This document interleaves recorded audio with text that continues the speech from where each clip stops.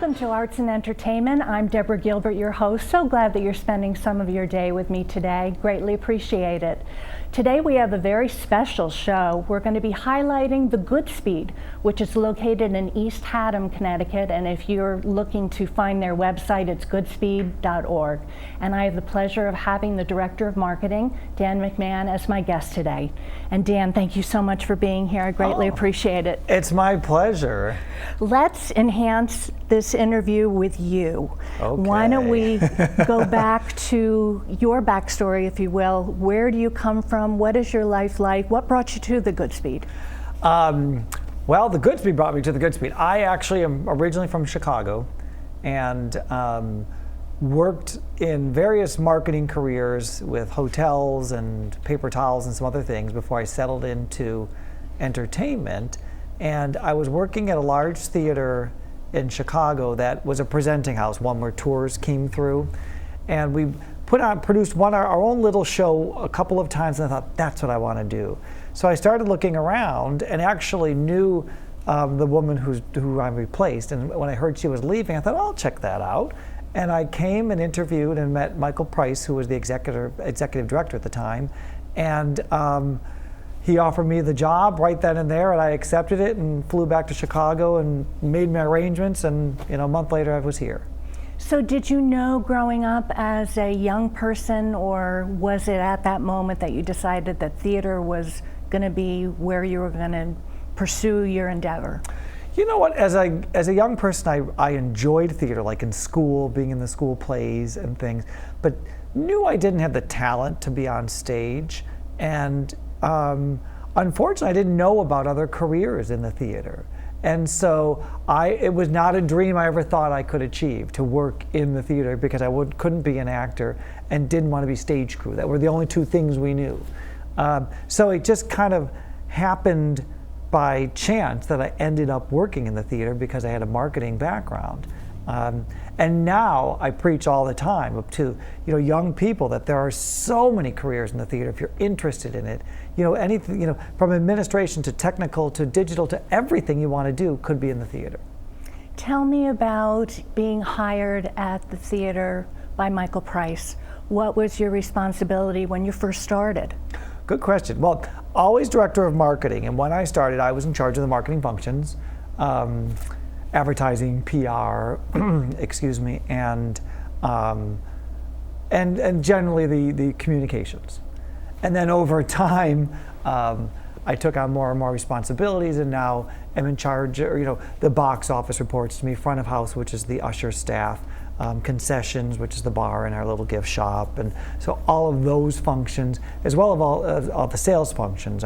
We have a small telemarketing office, our group sales office, all of that.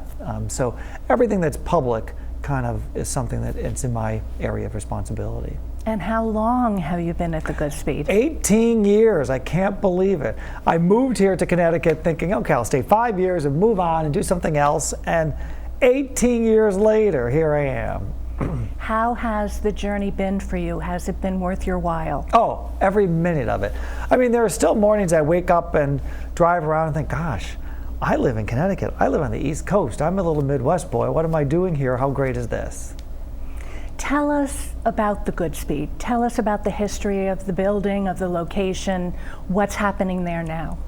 So the Goodspeed, it was built in 1876, and if you ever forget, you can look right in the front of the building. It's right there at the top, 1876.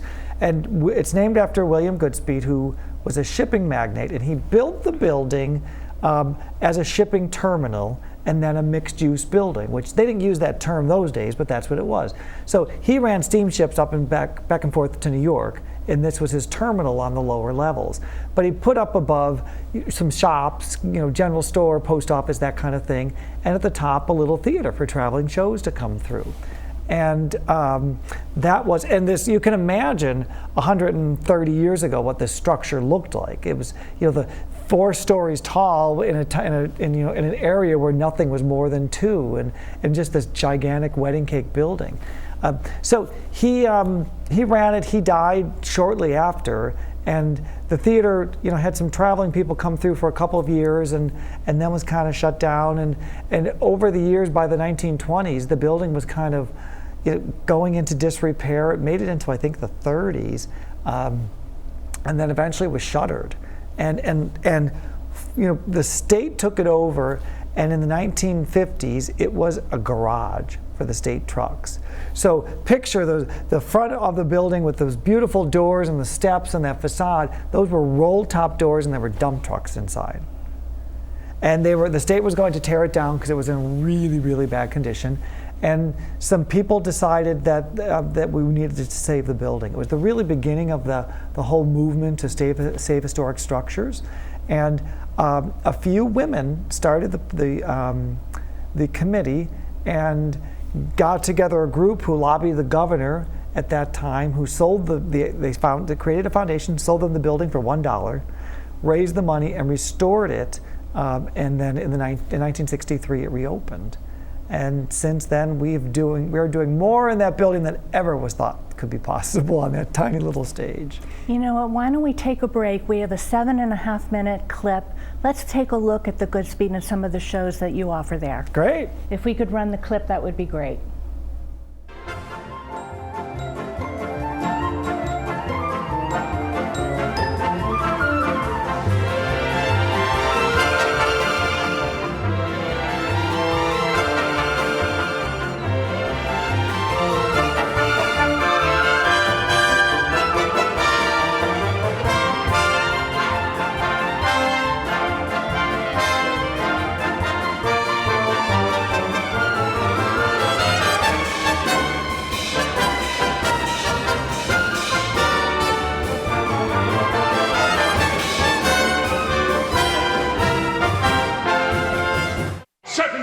Trombones led the big parade with 110 cornets close at hand.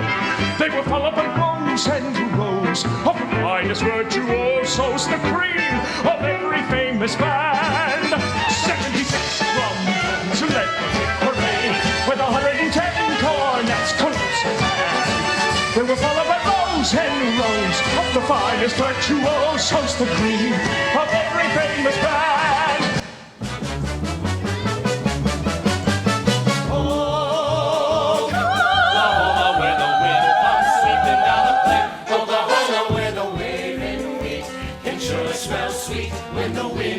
Right behind the rain. Oh,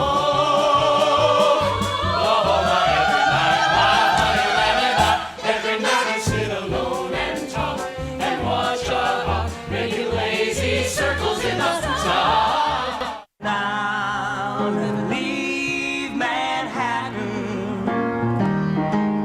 She's got a strange allure. There's no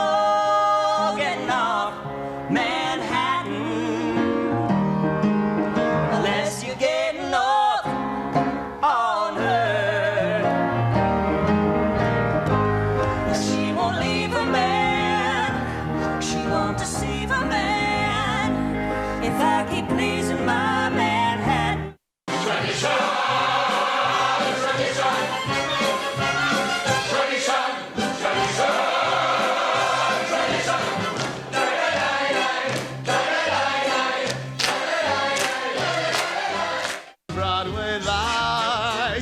And wide open spaces, there's such a lot of living to do.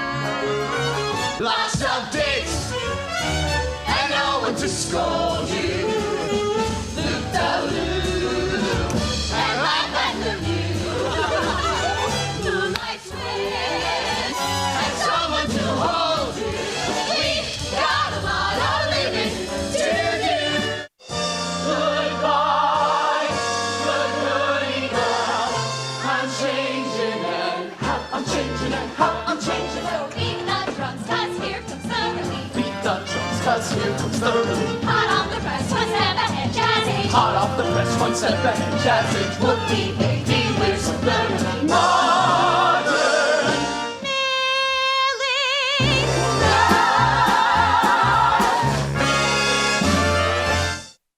Doesn't matter if you're large or small. Country's the yours, or short or tall.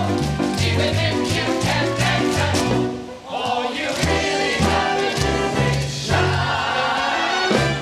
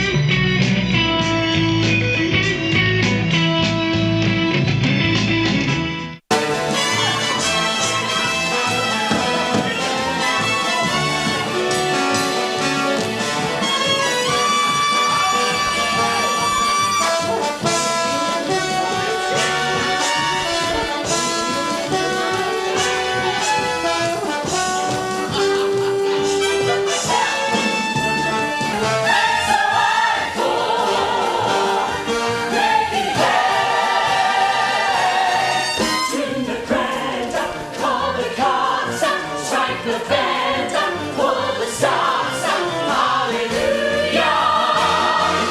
It's today.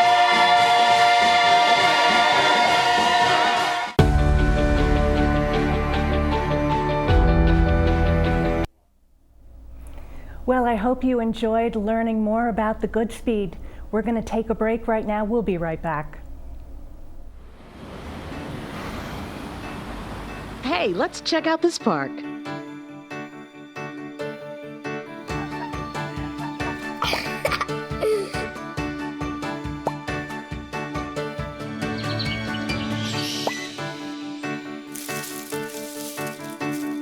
Oh, wow, that's really cool.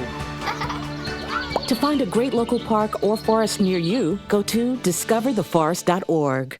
Community TV, your neighborhood TV. Publicly funded and a reliable partner for cable companies nationwide, it provides transparent coverage of local and state government, education, and public programming. A digital town green that can be watched anywhere, anytime, and on any device. Watch us on today's high-tech distribution methods. Community TV in Connecticut. Local, unfiltered, reliable, and yours. Welcome back to Arts and Entertainment. I'm Deborah Gilbert, your host, and we have a special treat today. We are talking about the Goodspeed, which is located in East Haddam, Connecticut. And if you get an opportunity to go and visit that location and see what they have to offer, don't miss it. And again, my guest today is Dan McMahon, the Director of Marketing for the Goodspeed, and you can visit their website at goodspeed.org. And Dan, thanks again for being here today. Oh, sure. Appreciate it. Tell the viewers what we just saw in that clip. That was what we call a highlight reel. And we use that, that's the highlights of the shows from the past probably 5 or 6 years. And we use that when our group sales manager goes out to trade shows to bring groups in. And for sometimes looking for grants, they want a sample of your work. So we'll use that to help us get grants because we're a nonprofit and need that every dollar we can get. So it's just, and I look back at it thinking, oh my gosh, what great times every one of those shows was. A good moment to talk about what's happening with theater and with the Goodspeed right now is COVID-19. How is the theater doing right now? Well, frankly, we're devastated. Since March, we've been closed, just like every theater. We're literally not allowed to open, and it's difficult financially, it's difficult psychologically for our staff. So financially, we are so fortunate to have a donor base of our members who many of them donated their tickets back, their subscription tickets, and without that, we would not have been able to survive. That and the Paycheck Protection Program. So those kind of things have allowed us to keep the operation going. But we're at a reduced staff. We're working with maybe a third of the staff, 20 people working part-time. And all of our artisans and our actors and our technicians and all the creatives are all not working. And it's heartbreaking because every one of these people is just a wonderful person who works so hard at their craft and they can't work. Let's talk about the property itself, the Goodspeed. Tell us about the Norma Terrace. So the Norma Terrace we opened that in 1984 to do new musicals. Because when Goodspeed Musicals reopened in '63, they did a variety of things and figured out doing musicals was really the best thing we could do. And so that's what they focused on. And for many years, they would do some new musicals and some old musicals at the Opera House. And then really got into the niche of taking old ones and reworking them. And there wasn't a place for new ones. So the Norma Terrace came into being. It was a donation. The building was donated to us from the Bates family. It was a knitting needle factory. And Norma Terrace provided the seed money to help us retrofit it. And we reopened that and focused for the last 30-some years only on new musicals there. So they're brand new musicals in development. For the most part, the audience there is the first to ever see them. And sometimes they're raw, sometimes they're not, but it's always exciting to see how they live and breathe and grow. When I visited the website, I watched the overview. I think it's about 5 minutes and 50 seconds, something like that. And it mentioned that the Goodspeed has 39 buildings that you utilize We there? do. It's kind of a best kept secret that to me, it's amazing that to support this little theater and then this other 2 little theaters, right. We have 39 properties, but most of that is actor housing. Because everyone who comes, all of our actors come up from New York, and there aren't apartments to rent here, and they come for a long time. But we also, we have rehearsal studios, and we have shops to build the sets, to build the costumes, to build the props, and then to store the costumes. We have a costume storage facility with hundreds of thousands of costumes of ours and from Broadway. So all of that to support these shows. Before we forget, you mentioned the concert series. Tell us about that. Well, that's big news for us. So I talked about us being devastated with the COVID, and we've sat around saying everyone's telling us what we can't do. Well, what can we do? So we announced this morning, they're on sale now. We're doing some concerts, and starting August 20th for 3 weeks, we're doing concerts out on our lawn. Socially distanced, of course. Everyone, you'll secure a spot when you buy your tickets, and every other spot is 15 feet apart, and the stage is away, and there'll be social distance on the stage. So it's a really safe environment. But what's fun is it's a group called the Playbillies, and the Playbillies are 4 guys who cover show tunes with a bluegrass tint. So we've got a banjo and a fiddle and these kind of things, and it's so fun. So those are on sale through the box office. We've got the phone number 873-8668, and more information is on the website. So we encourage people to come. We're so excited to finally be able to do something to bring people back to the Opera House. It's outside, not inside, but you're looking at the Opera House the whole time. You had mentioned apprentice programs and young people. Mm-hmm. Is there something for everybody there? There is. I mean, on the working side, we have a very robust apprentice program, mainly for, well, in all areas, but focusing on technicians and the craft that we have. So it's lighting and electrics and building scenery and painting and building props.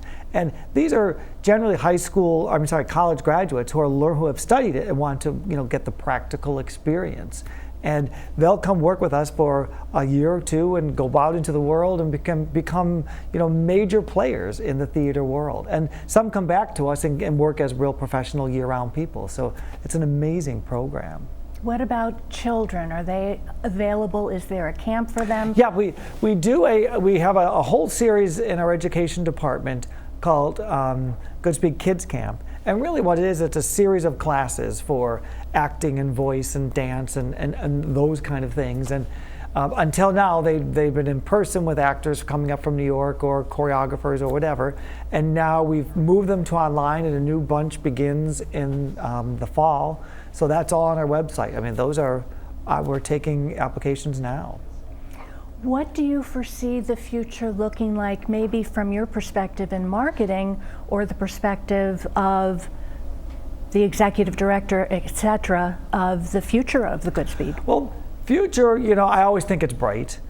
It'll be a little different next year because of the current pandemic situation. So we'll wait till it's safe to reopen.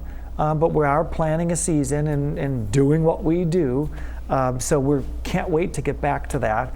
And as time moves on, we'll get past this and be back to all the glorious things that we do. We're having a leadership change next year. Michael Gennaro, who is our current executive director, is retiring.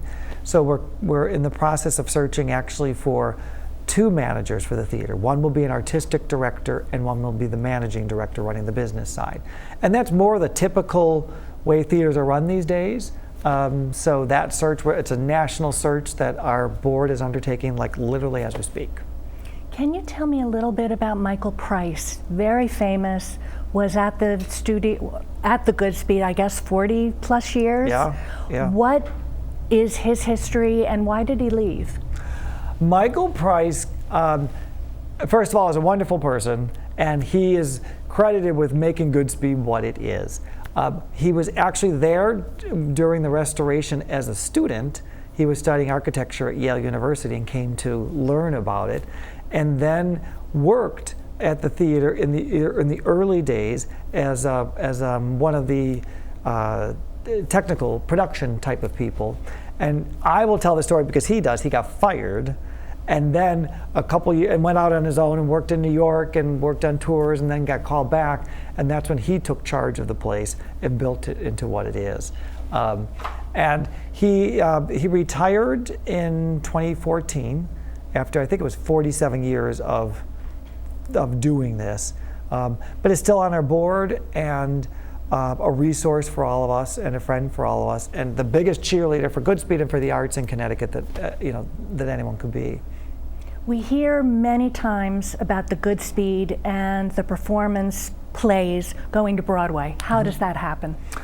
A variety of ways. So these days, it's in the old days, a show would be really popular, so the New York producers would come up and look at it and say, I'm going to take that into New York. Well, the stakes are so high in New York right now. It costs tens of millions of dollars to put a show up on Broadway, and so you really have to be sure. So Goodspeed is part of the development process, especially at the Norma Terrace Theater, where we're actually workshopping and developing brand new musicals. So that is one route. A producer may say, we've got a show we've been working with, we want to see it up on the stage before it goes on to a bigger production. Or they've done all of that and they want one more production before they decide to bring it into New York, so they'll do it at the Opera House and work out all the kinks and then bring it into New York. So there are a variety of routes, but we've sent 21 shows to Broadway over the years and are proud of that. The most recent was Holiday Inn, which we did, 5 or 6 years ago.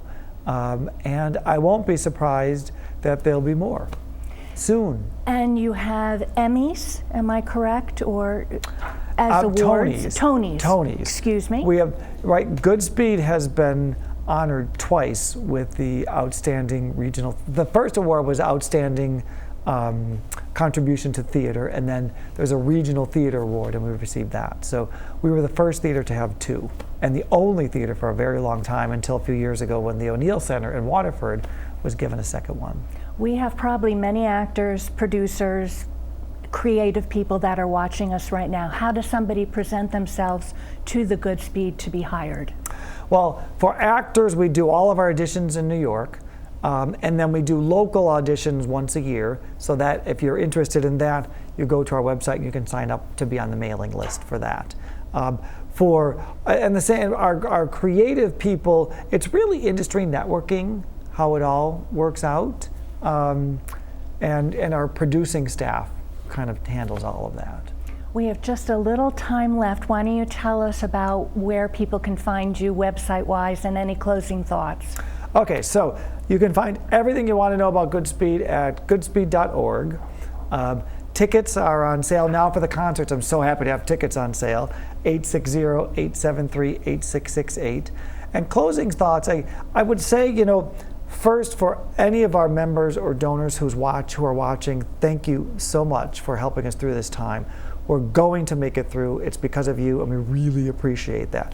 And one last thing I forgot to mention, we're also doing online programming. So every other week, we do Goodspeed from home. On Tuesday nights, we take a look back at some of our greatest hits. And on Thursday nights, Donalyn Hilton, who is our producer, does a talk with some up-and-coming artists about their new musicals that they're working on.